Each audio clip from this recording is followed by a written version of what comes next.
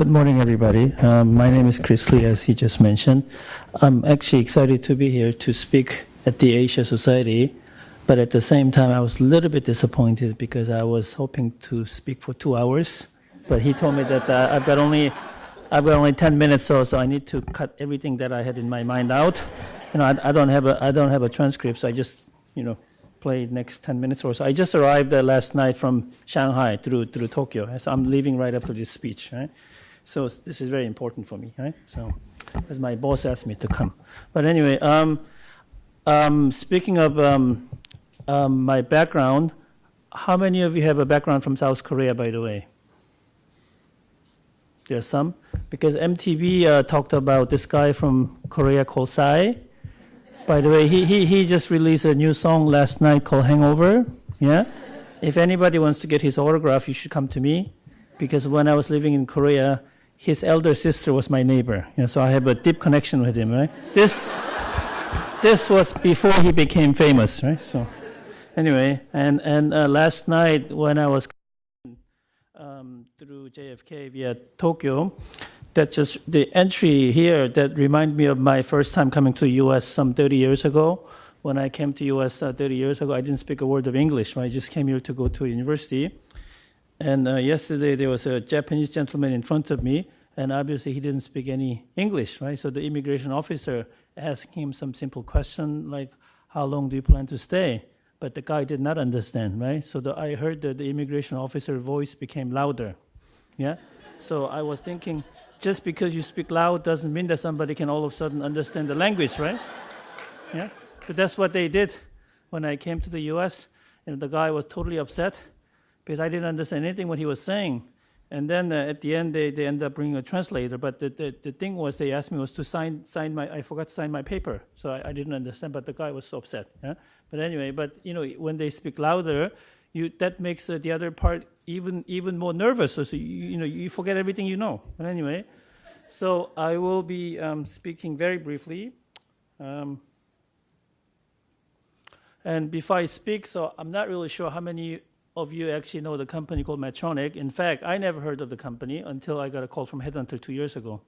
But so I thought that I should just briefly give you a short 2-minute video that describe what we do in China. This is actually a healthcare company. We're actually the globally leading healthcare company in the medical technology area. In fact, we are one of the probably top Fortune 100 companies, and our annual revenue is pushing for $20 billion with some 50,000 employees. So we are actually one of the largest healthcare companies in the world and in China.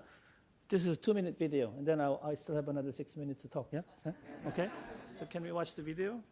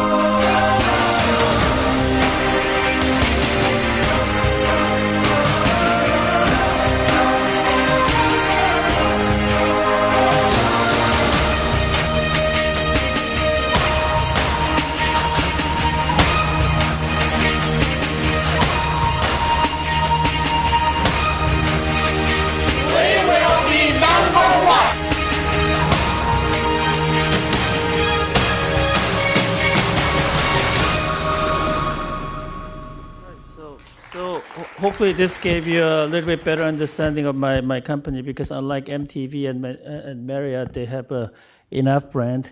We don't have any outside of the healthcare professionals, so this should be a good brand recognition for our company. In fact, I have corrected the ending comments, but they didn't correct it. Our staff in China said we will be number one, but we are already number one, by the way, right? So we are actually number one globally, and we're also number one in China as well, and we have some 3,000 direct employees in China plus 3,000 indirect employees. So we work with about 6,000 employees in China with about $1 billion sales and growing at a 20+% every year. And speaking of the market opportunity, China healthcare market is about $1 trillion business opportunities, and then we are capturing very small segment of the market under the name of so-called unmet medical need, because unlike many other products, our product actually deal with the life and death situations.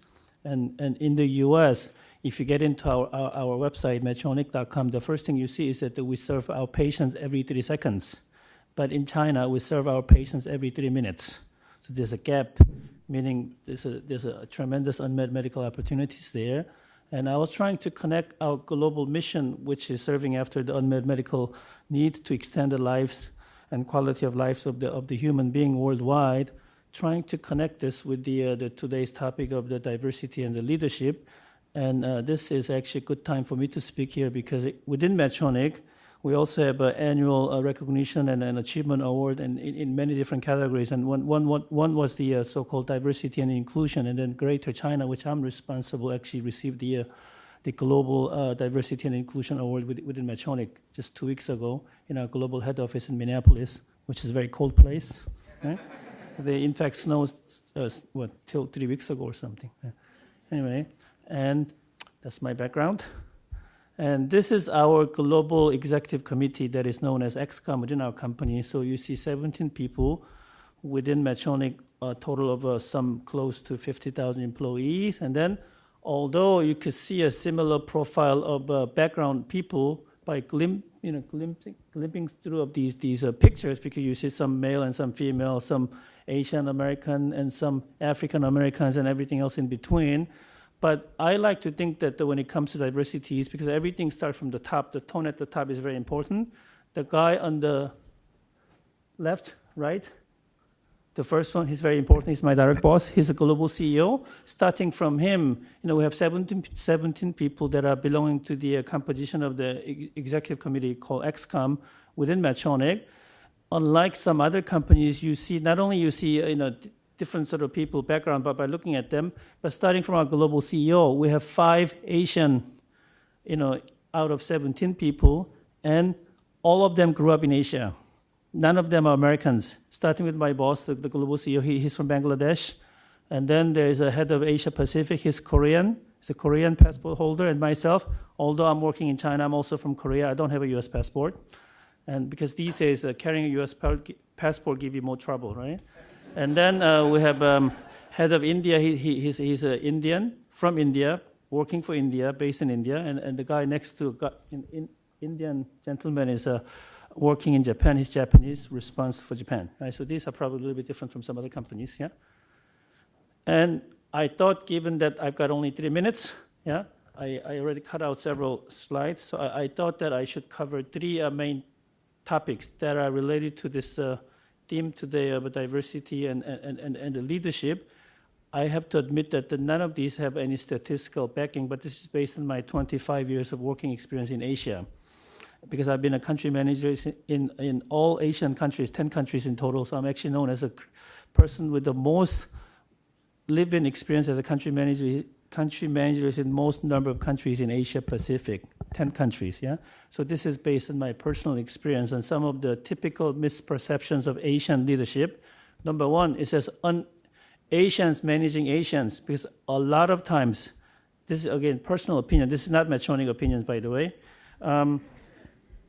A lot of times American companies, when they appoint a key executive for Asian countries, they automatically tend to think just because somebody has an Asian face or someone can claim that they speak Chinese, Korean, or Japanese, they understand the market better, they try to appoint these people, Asian Americans. But does that actually work? Personally, I think the failure of those sort of appointing those sort of groups are much higher than appointing non-Asians. This is coming from Asian Face, by the way. So there's a little bit of a credible, examples and all that, but due to the time limitation, I may not be able to get in. But I think it's very difficult to see in my personal view, although there are some exceptions, because everything in life, there are some exceptions. Generally speaking, I haven't actually came across anybody who is completely bilingual. Even though someone can say they're trilingual or they speak 4 languages and 5 languages, I don't think they understand other than their native tongue, the way they should be understanding. Because a lot of times when Asian Americans claim that I speak Chinese because I'm from a Chinese American base, or I speak Japanese because my parents are Japanese, but I grew up in the US, if they speak English with the American accent, chances of them knowing Japanese and Chinese Koreans are nowhere near the local people understand, because their language capabilities stop at the casual conversations. But when hiring executive, don't know. They have no clue. Yeah? So to me, that should not be the deciding factor in appointing somebody. And the second point is, does speaking good English automatically allow you to be a good manager? Because a lot of times, as Mike pointed out in his opening comments I heard, a lot of the Asian culture, at least I know Japanese, Korean, Chinese, the education system does not allow you to speak out. That doesn't mean that you are bad. You're not supposed to be challenging your boss. You're not supposed to be talking a lot. If you have 10 people in front of you in a meeting room, they will immediately identify who's number 1, who's number 10, everybody in between. So you're not supposed to speak more than the person who's more senior than you. That does not mean that they're bad, right? And a lot of times when you appoint somebody who is either an American, who doesn't understand the language as a country manager or general manager or president these days, they tend to want to hire someone who speaks English good enough to give a good presentation. But in a lot of the Asian countries, to my experience, tells me that the better the English they speak, the chance of them knowing the market is worse. But they spend too much time learning English. Because in reality, other than communicating to your head office, you don't need to speak English. In fact, they don't like you to speak English when you conduct the business. So I always recommend global executive to not to spend too much time on English part, although they need to be able to speak some English so they can communicate with the headquarters, but it is always far more important to understand the local culture. And then at least to my knowledge, especially for Koreans and Japanese, English is fundamentally a different language. It is upside down. It's extremely difficult to translate English to Korean or Korean versus English. I can also give you one example.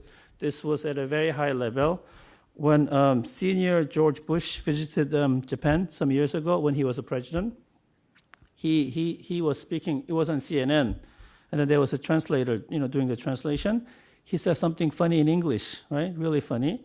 And then this translator, what she translated? She says something, and then audience laughed so loud, so George Bush was so impressed.